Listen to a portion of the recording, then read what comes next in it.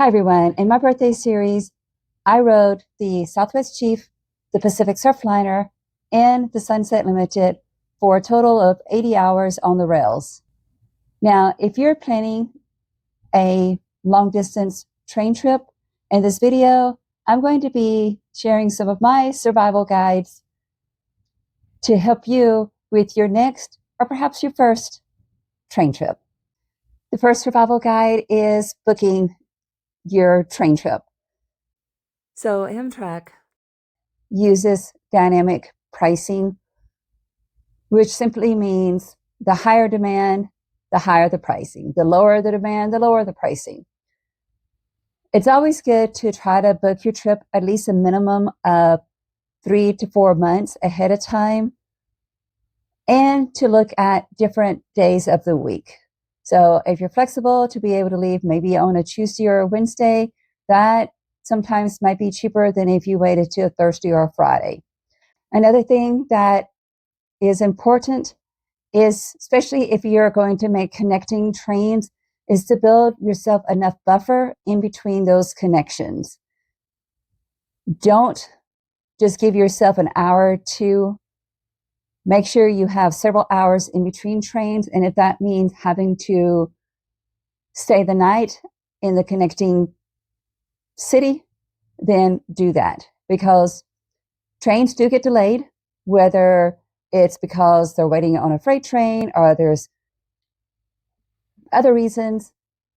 The Amtrak train can be delayed, and sometimes for several hours. If you're riding long distance in coach, Amtrak offers 2 types of tickets, the value ticket and the flex ticket.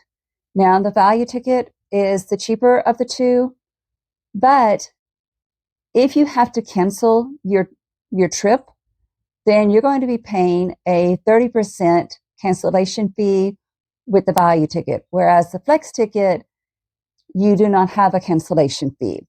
So I want to give you an example here. Let's look at taking coach on the Southwest Chief from Chicago to Los Angeles. Now, with the value ticket, the price is $137, whereas the flex ticket, the price is $152. Now, you might be thinking, hey, that's $15. But if you had to cancel that trip and you have only a value ticket, then you're looking at around $41 that you're not going to get back. So me personally, I would rather spend an extra $15 than taking a risk that I might have to cancel the trip and be out $41. Now, the value ticket is great if you are taking shorter trips and you're not, maybe you're not spending that much on the ticket in the first place. But for long distance, especially if you're riding in coach, I would encourage you to spend a little bit extra in getting that flex ticket. Now, me personally, on the overnight trains, I love getting a roomette as a solo traveler.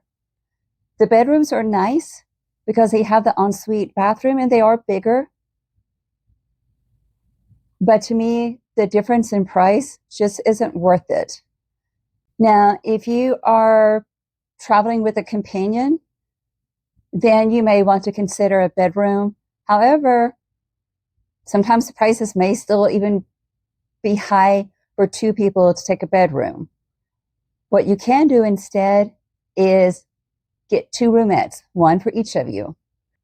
Ideally, they could be across the hall from each other. And even then, you're still going to be saving money. You're still going to be spending less on 2 roomettes than you would on 1 bedroom.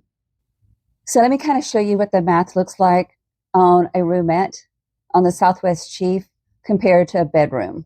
The roomette is $818, whereas when I looked at the pricing, the bedroom was $2,238.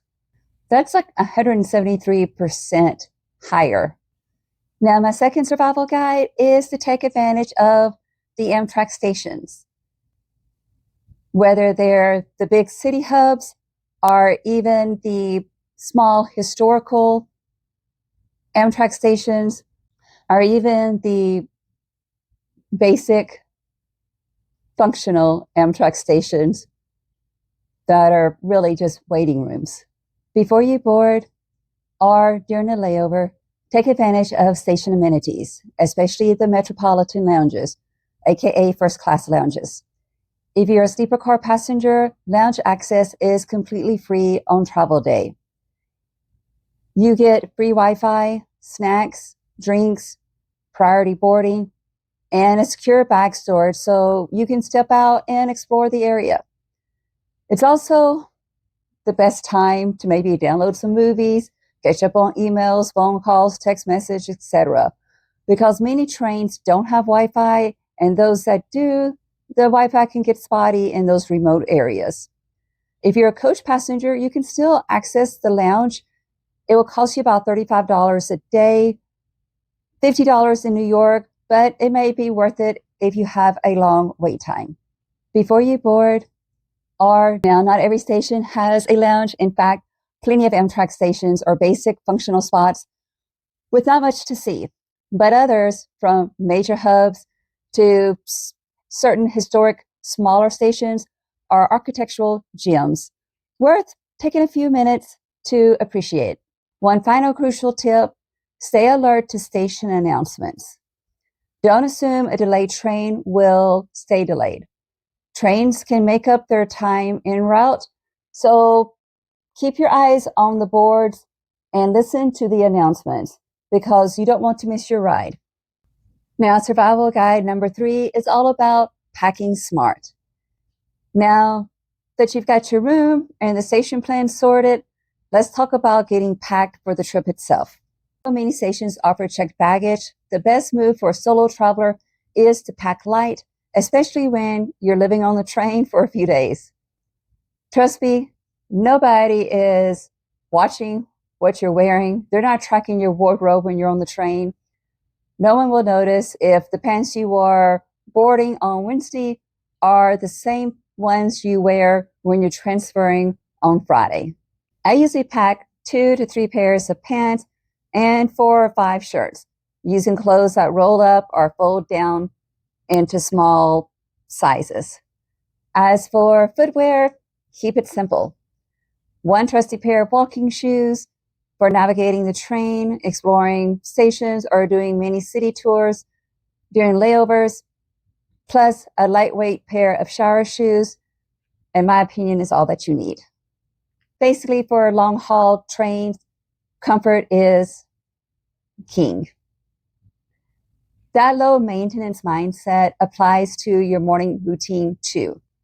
Train travel is your chance to drop the heavy makeup routine, simply simplify down to just a couple of basics, and free yourself from extra hassle while relaxing on the rails.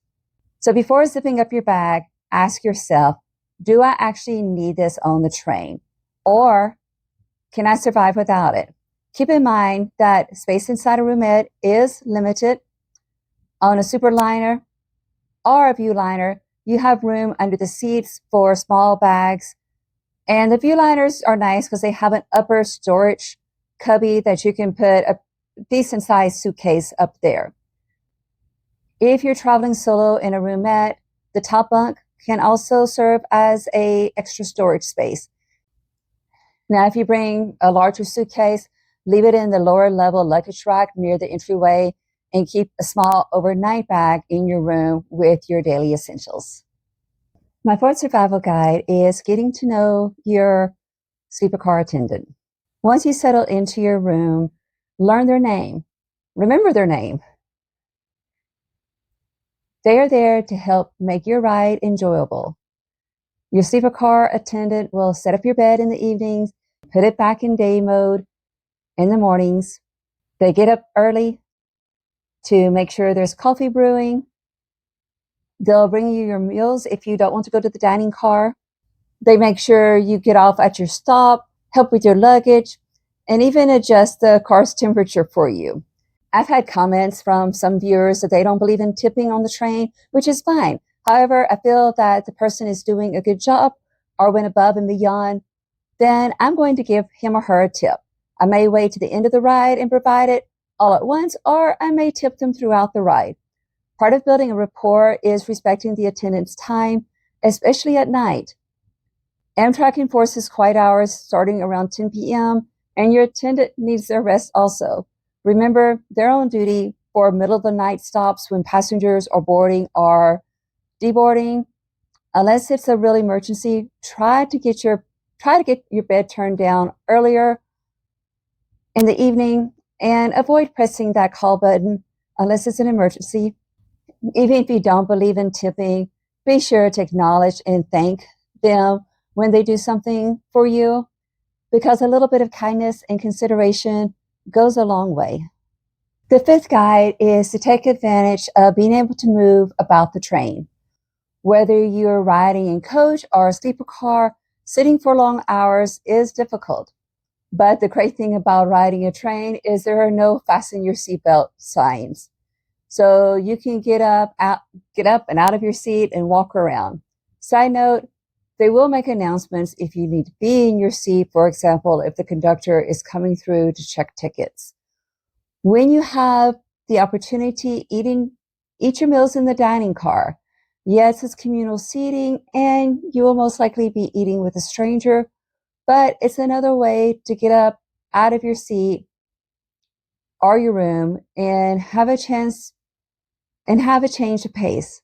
If you are a shy person like myself, just saying hello is all you need to do in the dining car. Don't feel like you have to start up the conversation. But every stranger I've had to share a table with has turned out to be a great dinner companion. Another tidbit, avoid missing your dining car reservation window. Train dining cars have strict operating hours and require reservations or wait lists, especially on full trains. Secure your dinner and lunchtime slots as soon as the dining car attendant comes around for your reservation spots. Another great place is to go to the Sightseer Lounge if your train offers it.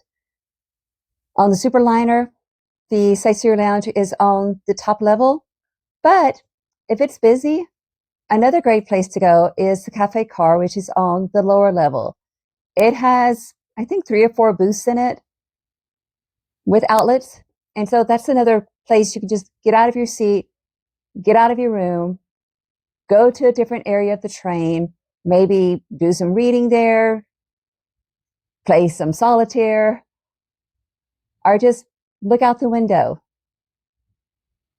It's usually less crowded, and there's also a restroom down there just in case the ones in your car are occupied. Survival Guide 6 is my essentials for the train. The following is a list of what I find helps me have an easier trip. First on my list is disinfectant wipes. To wipe down surfaces, I mentioned this on several of my videos. Before you get settled into your room or into your seat, take a few moments to wipe all the hard surfaces down. It freshens the place. It gives some peace of mind that the place is just a bit cleaner than before. Following along with that is to bring another level of germ protection, and that is a travel-sized can of Lysol. A subscriber gave me this idea. This is good to spray your mattress and your pillow, the seats if they're cloth, and just use it as needed to spray in your room. Next on my list are loose outlet plug fixers. Some of the outlets are a bit worn on the train, and you will find your cord or your adapter just won't stay put. These are helpful, and you can just insert them right into the outlet, allowing your cord to stay in easier. I'll provide a link to what I use, but there are many brands to choose from. A new item on my list is a red light flashlight. This is great when you wake up in the night and you need to find something. It gives you light without putting your brain into wake mode from turning on the bright overhead light. What I didn't realize I needed until my daughter gave me one for my birthday is a portable battery charger. This is great for when you may not be near an outlet, but you need to get some charge on your phone, especially when you're on layover at the stations. Most bigger stations have plenty of outlets, but if you are in one of the smaller stations, they are sometimes harder to come by. Moving away from electronics, my next essential item is a non-electronic entertainment. It's great to unplug sometimes and just read a book, do some knitting, or do some word puzzles, or whatever you may find entertaining. Heck, I even put together a toy train set on one of my trips. The next essential item is a fairly recent one I've added to my list, and that is motion sickness patches. It doesn't happen all the time for me, but I have experienced motion sickness on the train. The patches alleviate this, however. There are different brands and even pill form. Just be sure to follow the directions if you do use any. Finally, bring cash in small denominations, 1s and 5s, to have on hand if you are a tipper. I find it just easier than trying to break a large bill. Also, it's just good to bring cash anyway, because sometimes the credit card machines go down on the train. My final survival guide is to personalize your space, especially if you're going to be on that train for a long time. Me personally, I like to bring a decorative pillowcase and maybe some fairy lights to put up in the room. But there's other things that you can do, whether you're bringing your favorite books, or maybe a picture of your loved one or your pet that you want to hang up in the room. There's different things that you can do. This is just my preference. I find that it just makes the trip that much more better to have a little personal touch to it. I hope you found these survival guides helpful. Let me know in the comments if you have your own that you do that I didn't mention here. If you enjoyed this video and would like to see more, please hit the subscribe button or scan the QR code right on your screen. Thank you for watching. This is Soloing Alone.